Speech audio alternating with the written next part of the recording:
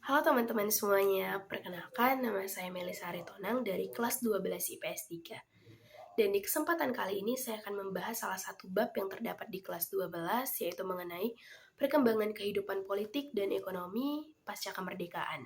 Namun teman-teman, izinkan saya lebih membahas secara intens dan spesifik mengenai tragedi atau kejadian pada tahun 1998. Saya rasa kita semua sudah mengenal apa itu tragedi 1998 atau kejadian 1998. Sebab teman-teman itu adalah salah satu peristiwa atau kejadian yang sangat dikenang, yang sangat diingat dan memberi pelajaran besar bagi bangsa Indonesia. Jadi teman-teman, peristiwa 1998 ini terjadi pada masa pemerintahan salah satu presiden kita. Siapa lagi kalau bukan Presiden Soeharto yang memimpin selama 32 tahun.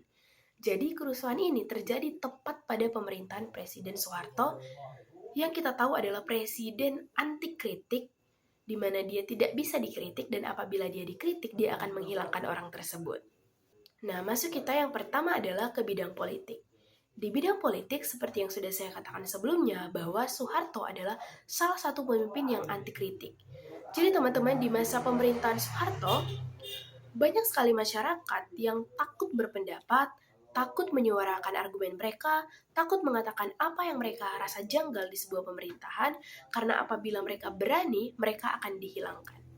Nah, sudah banyak sekali kasus-kasus yang diungkap, dan saya lihat di media sosial bahwa banyak, bukan hanya mahasiswa, tapi masyarakat biasa seperti pekerja, di mana pengakuan dari keluarga mereka bahwa orang tersebut hilang secara tiba-tiba setelah ada sebuah argumen yang dia keluarkan mengenai pemerintahan Indonesia, pemerintahan Soeharto lebih tepatnya, maka beberapa hari setelahnya dia sudah hilang dan tidak ditemukan ada di mana. Jadi dalam bidang politik, Soeharto adalah orang yang di mana dia membuat pemerintahan sesukanya dan apabila ada yang mengkritik, dia akan dengan mudah menghilangkan tersebut karena dia adalah salah satu pemimpin yang anti kritik.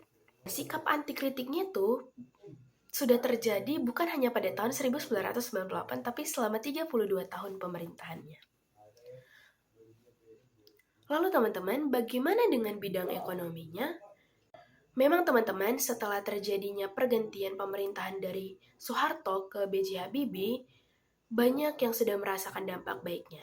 Tapi teman-teman, tidak bisa juga kita lupakan atau dilupakan para korban-korban dari kebijakan politiknya Soeharto, yaitu orang-orang yang dihilangkannya, orang-orang yang ditangkapnya, dan tidak dikembalikan sampai sekarang. Sampai sekarang, khususnya orang tua, mahasiswa Trisakti pada saat itu, masih menuntut nasib anak mereka yang ditembak dengan sembarangan, yang dihilangkan nyawanya, bahkan dengan mahasiswa-mahasiswa yang tidak kembali sampai sekarang.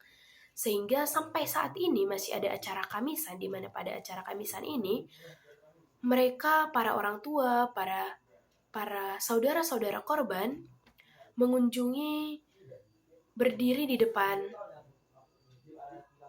Istana Merdeka menuntut hak mereka, menuntut bagaimana nasib anak mereka, meminta keadilan hak asasi manusia tentang hak anak mereka yang diambil pada tahun 1998. Teman, kamisan tersebut masih terjadi sampai sekarang.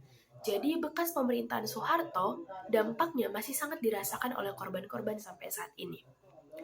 Baik itu dari bidang politik dan ekonomi dan segala kerusuhan yang terjadi di masa pemerintahan Soeharto. Nah teman-teman, kurang lebih itulah yang dapat saya ceritakan mengenai pemerintahan Soeharto atau tentang tragedi 1998. Mungkin banyak yang saya keliru atau banyak yang saya belum sampaikan secara jelas mengenai peristiwa 1998 ini. Saya meminta maaf. Terima kasih.